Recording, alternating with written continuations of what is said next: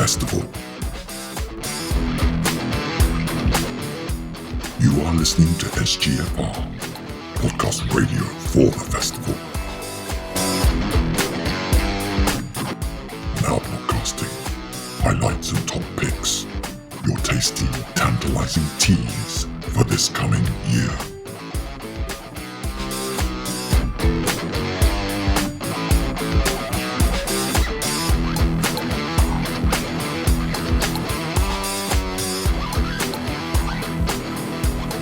It's great.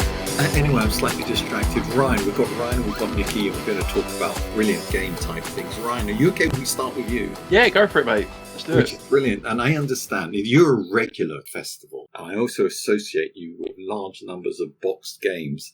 And I heard a rumour that you're bringing some games to the festival this year with particular ambition to run some exciting stuff. Yeah, I'm going to bring. Yeah, no, carry on. I'm going to bring a few of me today. A few of me today. Yeah, going to bring a few, I reckon. But yeah, I'm going to run a couple of games this year. Brilliant. I want to invite you to spill the beans. What are you going to run in particular? What are you looking forward to? Any particular ones that you're really, really looking forward to? And any challenges you envisage? Yeah, so I'm just going to run a couple. So I suppose the first one we're probably going to talk about. So I'm going to try and run a big old 7-player game of Scythe. Ooh, yeah. Which done a couple of times, the last couple of times I've been. And yeah, we're looking forward to that. That always goes down well. Always fun to rip it out. Do you know what I mean? It's just like this big sprawling game. It looks great on the table. And it's always a good laugh. That's the one with what looks like mechanical walkers on it, isn't it? That's the one. Yeah. So just like it's one of them games that looks like it's a massive war game, but it's not. It's just very it's actually not too. It looks hard, but it's actually not as hard as it looks. Everything that you do is pretty much right in front of you. Yeah. So it's more like a resource management type of game with a little bit of war sprinkled in, pretty much. Right. So there is direct competition with others. There is, yeah. Especially when you got like when you get like a full 7-player table. Space is pretty limited, so you're going to end up treading on toes at some point, which is really good. That sounds like fun. It says here, the internet has popped up and said that it's a bit of an engine building game. It is. Which makes me wonder what kind of innovations, what kind of alternative innovations are in these kind of mechanical walkers. So with these mechanical walkers, they're sort of like they're just like one piece of the puzzle, really. So the walkers are mainly used, it's despite the way they look, they're mainly used to sort of like get you across the world a bit easier. So whenever you build one of these mechs, there's like 4 different types you can make. They give you all different powers, but they sort of, help you like traverse the world a bit better. And you can use them for combat as well. And again, they just look pretty cool when you get them on the board, really. They look pretty menacing. So are there models that you put that traverse the kind of playing board? Yeah. So once you build them, you can put them on the boards and you can use them to transport your people, resources, go into fight if you want to. Yeah. And just sort of like they make your presence known on the board, put it that way. So the board, how big an area of the world does it cover? It's just like a little part of it. So it's like a fictional country called Europa. It's set in like the 1920s, 1930s, and it's all centered towards this sort of factory in the middle where all this technological advancements apparently have taken place. But it's only like a little island. But it does, once you start putting your mechs and your people out, it does fill up quite quickly, and you end up just jostling for position. Because I heard somewhere that it's not focused just on the mechs itself. That's the impression I'm getting. Is there some sort of thing that you have to build up the infrastructure behind it, like farming or factories? You do. Yeah, so it's weird because with the game, it's sort of all over the box art, and when you look at somebody play, you see all the mechs, but really, it's more about your resource management and how you manage your front board. So the board in front of you is basically your actions. Mm-hmm. And as you sort of go through the game, you can make certain actions better, be able to produce resources better as time goes on. And it's mainly about managing that, really. And that's all kind of asymmetric, isn't it? So everyone's got a slightly different way of managing their world. So there's certain things on the board which everybody's the same, but How it works is when you do an action, you get like a top action and a bottom action. Yeah. And what happens is you do your top action first, then your bottom action, if you could do both. However, the top action for everybody is slightly different, or it's like positioned differently. So I suppose that's where the asymmetry is. And also everybody has their own sort of faction power as well. So everybody can maybe do certain things a different way. But yeah, it's really clever how it sets out. You can make how it works as well is when you sort of upgrade your actions as well, you can make basically your top actions better, and also make your bottom actions cheaper. And the bottom actions are your sort of big actions, like putting out your mechs, or sort of being able to put out recruit soldiers that help you get resources if other players do certain actions, or be able to build buildings and things like that. There's a complexity to it that I'm trying to imagine. I'm also kind of trying to picture 7 people around a board and wondering about what playability is like. Are there parallel actions, or do you end up having to wait for your turn to come around again? You have to wait for your turn to come around again, but once people start sprawling the board, you're going to be engaged, because everybody's like, once everybody starts doing little things, you're going to be interested in what they're doing, because it might affect you directly. But also as well, there's certain actions that people might do that sort of directly affect you if they're your neighbours. Yeah. So like in this action, if you manage to oh yeah, I'm always too slow at getting those ones, and then I get really annoyed with myself because all of the good stuff from my neighbours gets taken already. I know you constantly, but when I play games, it's constantly reminding players that, oh, don't forget to take your certain resource there because he's done their action. It's a really good little mechanic as well, because it does make you a bit more engaged with everybody else, especially the ones next to you. Definitely. Does there also then you can really get some good stuff that way. Does there also then turn into a bit of like game politics where you're like, no, don't come into my space, go into that person's space? Yeah, there is a bit of that as well. Also as well, because that enlist action as well, you want to do certain actions, but but you don't, because it's going to give the other players stuff that they might really want as well. But yeah, once you start sprawling the board, you're going to start chatting to everybody else, be like, please don't come over here. Like, just go over there. It's a bit more juicy over there. Annoy that player over there. Look at those tasty resources. Don't look at my resources. But also, there's a rule in the game as well where you can essentially like make deals with players. You can give people money to be like, listen, I'll give you 5 money if you don't come anywhere near me, sort of thing. That's actually, they sort of encourage that in the game as well. Does that mean that you get these kind of nefarious kind of partnerships made in hell? Yeah, you can do. And to be honest with you, once you get 7 players on the board, you sort of have to a certain extent. Yeah. So, but yeah, it's one of these games where it's sort of like, they're like little subtle things like that really make it, I think. Yeah. I mean, it's not necessary, but you can, and it's nice to have that option. Yeah, I always like games where you can sort of either keep your head down and do your own stuff, or sabotage other people, because it means that you get to sort of have a whole range of experience, and you can play with a group of different people who play in different ways. Yeah. But it still synergizes into one game. Which is to be honest with you, you end up doing a bit of both of that in this game, because at first you sort of just head down, right, build my get my board ready, get ready to go. Yeah. And then as the game goes on, you sort of get out of that, and suddenly you're like, all right, well, hold on, stuff's happening around the board that I need to be very aware of. So it's good that it's a great way to sort of like, if you're sort of new to the game as well, it's good, because like you can sort of focus on learning the game, and then once the time you've grasped it, you know enough then to sort of be wary of other people, and you've got enough knowledge to be like, right, hold on, I think I know what I'm doing now. Let's start really playing this game. Yeah. I was going to ask. Sorry, I was just going to ask just that. How quickly can people pick it up and still get a really involved game interacting with others, and not end up with egg on their face? Yeah, surprisingly quickly. I remember the first time I did it at the festival. Yeah, I sort of because to get 7 players you have to have an expansion. I sort of put it as like, experienced players only, but I ended up getting quite a few new people. But I thought, no, let's just teach it, see how it goes. And actually, I'm surprised at how people sort of grasped it quite quickly. The actions are very basic. To be quite honest with you, I think the only thing people have difficulty with the game is when you start on the board, you end up in your own little section that's surrounded by a river. Yeah.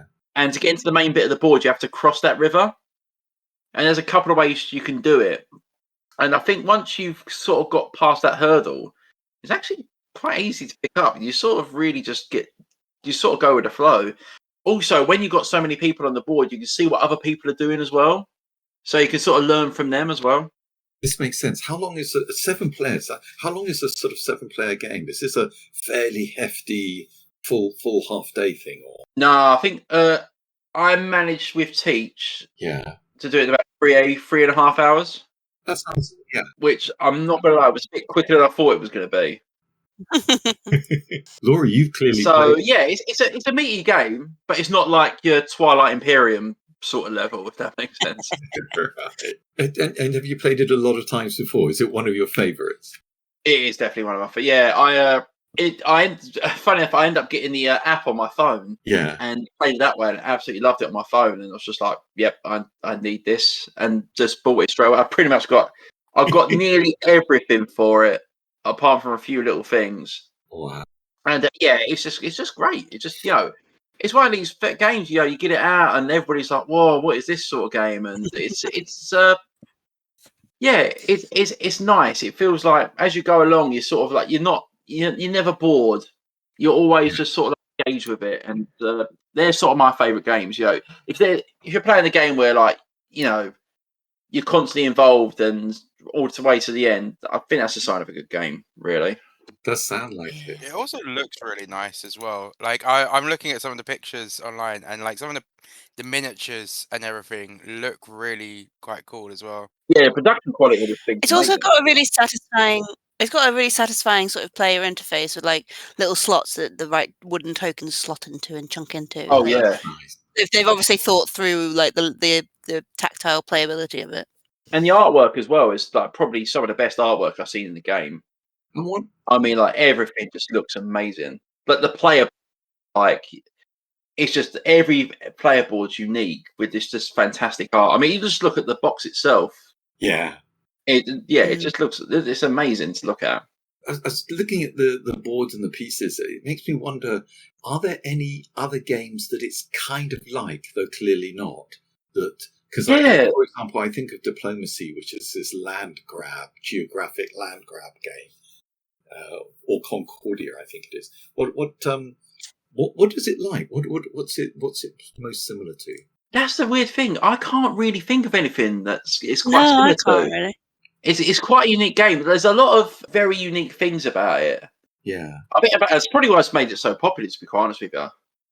Like the way that does certain things, like how like when you get resources, you can't they stay on the board, and you have to like physically carry them with your people, if that makes sense. And if there's nobody, you can fight these people off and grab the resources on the board. And like, I don't know, it's not like I wouldn't compare it to like other, like these sort of area control things, the really heavy combat heavy games. It's just not like that at all. It's disguised as, but it's not like that at all. It has also got that sort of nice thing of you don't have to win in the same way every time. It's a bit like that one you like, Andy, Western Legends, where you can win in different ways. Because you have to get a certain number of stars to win, but you don't have to get all of those stars all from the same place. So you're sort of watching what everyone else is doing, and I kind of love the idea. I'm going to have to come and glance at how it's going as you're going, because I've only ever played it with 4 people. So I love the idea of it being a 7-player chaos. Like, how do you get out of everyone's way whilst still grabbing those stars? Yeah. It sounds fascinating. From what you've said, and I haven't played Scythe before, though you are very much selling it to me. It gives me a little bit of Root vibes. I don't know. Would I be right in saying that? Or... Yeah, a little bit. Yeah, I'll say a little bit. Yeah, that makes sense. I mean, like, I think it's a hybrid a lot. Root's a lot more asymmetric. That's very asymmetric. Yeah. But like, I suppose, I can see why. Scythe. It's a little bit like that. I can see that. One thing I will say is like, the stars don't necessarily win you the game as well. So the stars are like they're the end game. And one thing about this game is the game could end abruptly. So as soon as the stars are like there's certain, if you meet certain criteria in the game, you get a star. and it's like they give you points at the end of the game. But as soon as somebody places their 6th star, the game ends immediately. Oh, wow. And you have to be very wary of that as well, because you'll be suddenly like, right, I'm going to do this thing, bang, that's it. If you're not watching, somebody can end the game straight away. But it doesn't necessarily mean they've won the game either. They'll get you a certain amount of points. Yeah. But it might not be enough to win the game. So it's an instant final end condition, but like you Yeah, say, it's the moment somebody puts down their 6th star, mid-turn, done. bang. That's it. Yeah. Because Laura's mentioned Western Legends, which I quite like, and often describe as having something like 13 different strategies that cross over each other, heading towards a win condition, which kind of promotes that interaction. The two questions in my head is, how much can you interact with the other players? Can you spend your life as a land pirate, constantly nicking their resources from their mechs and generally being a nasty, all-around nasty guy? And what kind of strategies, what other kind of strategies occur in the game? So, yeah, you can do. There's one faction where its power is basically encourages you to go fight other people. Right, yeah. And you can totally go down that route. I think the only problem with going down that route is there's thing called popularity. So the more popular you are, the more the things that score points are worth more, if that makes sense. But obviously, if you're fighting everybody, you're going to get a lot of stuff, and you're going to really mess other people up. You reminded me of one of my favourite things about Scythe, actually, is the sort of random choose your own adventure moments. Because you can, you turn over cards and it says, what do you want to do? Do you want to rob the people, or do you want to feed the people? And you'll go down in popularity or whatever. It's like a little story arc. Ooh. I can't think of any good examples. Can you think of a good one, Ryan? It's like, help the village, build a military, or something else, and then it changes what rewards you get based on the little choose your own adventure moment. Yeah, I think there's one where I think you end up bumping into a bunch of kids in a fort, and there's some that you can teach them you can interact with them to gain popularity, or you can break down their fort to get the resources. Or what you can do is you can recruit them as soldiers, and you enlist to recruit that way. I love that. They all generally the encounters are good as well. They always give you something. They're always you can do you get a nice little something, or you could be a bit of a you could be a bit nasty and sort of get some better resources, but you lose popularity, or you lose a person or something like that. But they are really good now. They're really because I've got the as an expansion, they get an encounter card pack as well that really does some funky stuff as well. Yeah. So you really end up with some really random encounters. I like the story element to it. I mean, you were selling it already, but when you talked about the kids and the interaction of that just brings it home. Suddenly I'm even more excited about it. Speaking of the artwork as well, each one of these cards has got a unique piece of art to it as well. Ooh. I don't know. The artist who done this must have taken ages. Yeah. To artwork for this game, because it's just hundreds of proper painted images. It is one of the things I like a lot about this particular hobby, the artwork, the creativity, not just in the scenario and the construction and the interactions in the games, but the visual materials and sometimes the three-dimensional stuff. Oh, it just gets you enthralled in the world. Do you know what I mean? You sort of I play a lot of games where like Laura said, you head down, do your own thing, and that's it. It's just pure mechanic fest. Yeah. Whereas this is not like that at all. You're sort of because of the visuals and stuff. You're there in the world, and you're fully invested. Yeah, transported into it. Yeah. The thought that I had there is, I understand there's going to be some guys doing 3D printing. Is it at the festival they're doing that, Laura? Is that right? Yeah. I think so. If you could create a 3D model of something specially for your copy of the game, what would you have made? Oh, I would have imprint. I mentioned about the factory in the middle. Yeah. Yeah, maybe a little proper 3D printed model of the factory would be pretty cool. Suddenly, I'm really understanding more why we could have, what the benefit is of having a 3D printing team. Have you got any designs they can work from Do we know how much it's going to cost, Laura, to have these 3D printing stuff? My memory of it was that we asked the question and said, well, is it reasonable? We want to look after our friends. And the answer was yes, it's reasonable. But I don't remember the details of it. But it was a nice sounding number. Now there's a challenge for our one listener. What's the most amazing 3-dimensional object you'd like your daughter to have printed and then and brought back to you? And anyone else who happens to be listening, send in your suggestions for the most appropriate but unusual 3D object. Maybe something that can augment. Can you augment Scythe the game? Can you do anything to that? To be honest with you, because it's so well produced, they've pretty much there's models of everything really. I mean, what else could you do? Do you know what? Maybe like trays for the resources and things like that. Yeah, like practical stuff. That would be pretty neat. Yeah. There's quite a bit of components in this game.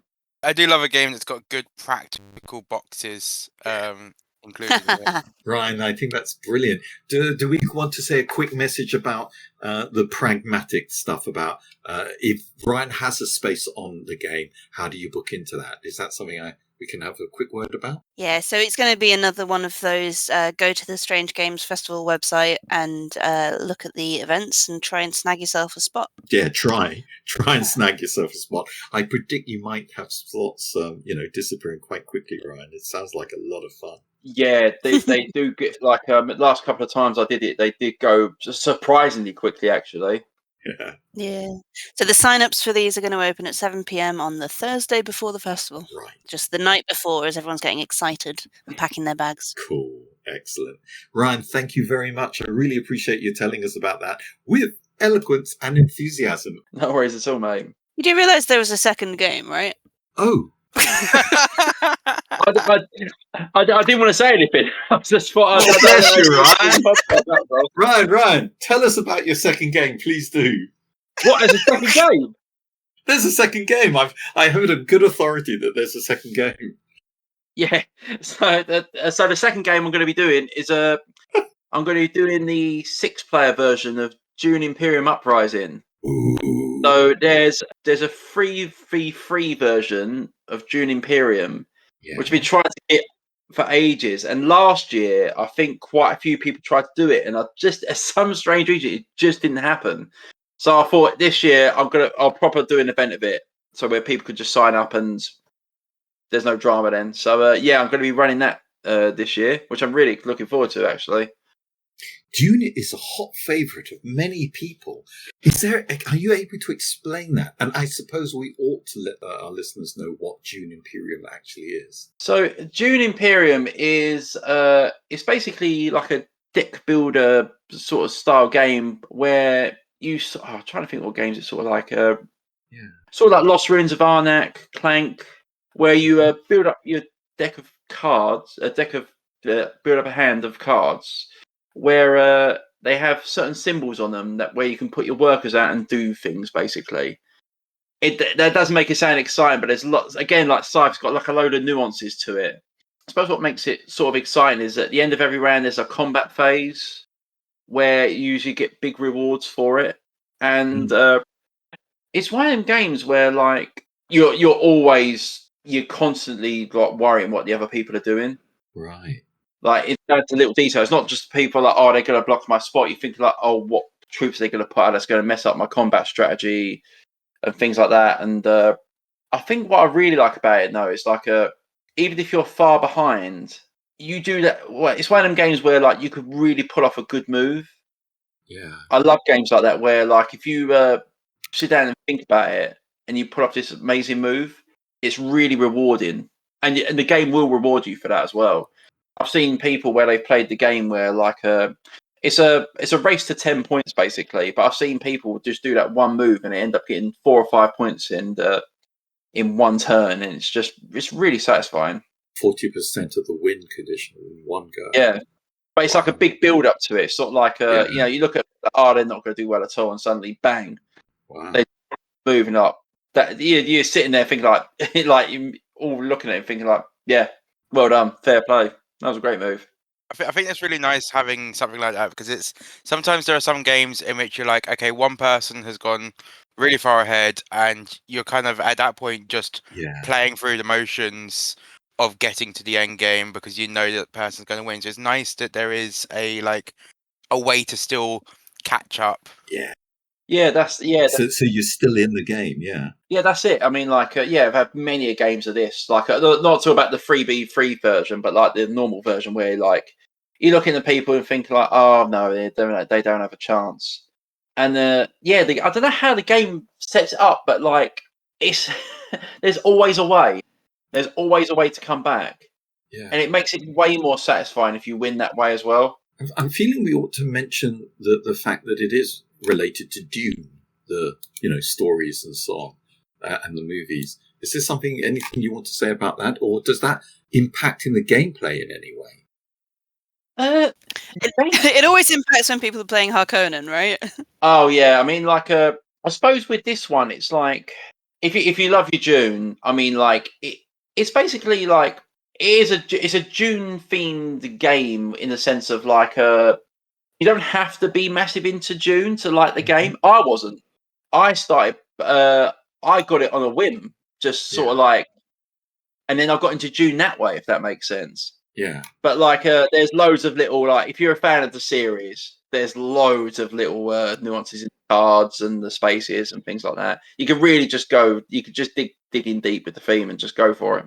Because I have heard Simon tell stories about how playing the Bene Gesserit, the kind of mystical witch-like matriarchy, can totally hijack the win by placing characters in just the right place. Does that apply to this version of the game? No, I think you're talking about the old 1970s version of Dune. Yeah, it's a different incarnation of Dune. Yeah, so like that's more that's way more cutthroat as well, that version. Yeah, you can lose friends over that one. Yeah, probably why Simon likes it. Yeah, God, absolutely, Jesus. Like, but this one's more. You don't really play as like a faction. You just play as a character in the game. Right. Okay. Build armies, and it's much more. It's a much more Euro version of that, if that makes sense. Got you. So themed, but not narratively pertinent. Exactly. Okay. Cool. Is there how much asymmetry is there in this? It is pretty regular. You do get your faction, let's say your character board that gives you a slight bit of asymmetry, but it's actually not too much of it, to be quite honest with you. I think because it's like a deck builder kind of game, it's more what you end up getting the asymmetry from the deck that you build, essentially. Yeah. So as you all start off very similar, but as the game goes on, you're going to start branching out, doing your own thing and building your own strategies through the cards that you basically buy. Right. And presumably there's a little randomization of what cards are available when. Oh, exactly. Yeah, there's totally like, I've got like the amount of cards you get in this game is huge. So like, there's so much like, once you start buying cards, it's just like, every game's different. Oh, right. So there's a lot of replayability because of that, I'd imagine.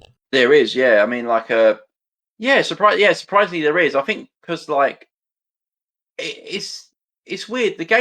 Every game's quite similar, but the experiences are very different. Every game has an experience. Do you know what I mean? It's just like it's one of them games as well. Do you know what I mean? Where like you could play a game of it and like you'll tell stories of it later if it's a really good game of it, if that makes sense. Yeah, that's one of the things I like about the festival and game playing. Sometimes we get stories of incredible wins and horrible kind of battle scarred losses and so on. That's kind of fun. The fun part of it. Oh yeah, you get a lot of that in this game. I think that's probably why it's one of my favourites. Do you know what I mean? Cool. Brill. Usual same thing applies presumably about booking into it. You're going to feature this one on the list of games. Yep, absolutely. Exciting. Right, is there anything else that you've brought to share with us, Ryan, or am I about to trample over you again? That's right. Is there multiple games of both of these games going on, or is there only one of each? Only one that's sign-upable, but to be quite honest with you, like if there's demand for it, I'll happily whip it out. I mean, like I'll probably say probably more likely you'll probably see a lot of Dune Imperium. Actually, I saw that at the festival last year, and there was quite a few people who did bring that. Yeah, and I played that quite a bit. I suppose one thing I will say, the version that I'm setting up, it's like the special 3v3 version. So it's a bit. It's more like a team game. This one, I think. The reason why it's a bit harder is just you need the full 6 players to play it. Gotcha. Oh, interesting. There's a little bit of co-op element to it. Yeah, if you want to live the Dune experience, this is the way to do it, because one of you plays. It's basically you're playing the Dune Part 2, the board game. One of you is the Emperor with your team. One of you is more deep with your team, and yeah, it just basically plays out the film. Kind of sounds fun. Yeah, I can't wait to try it, honestly.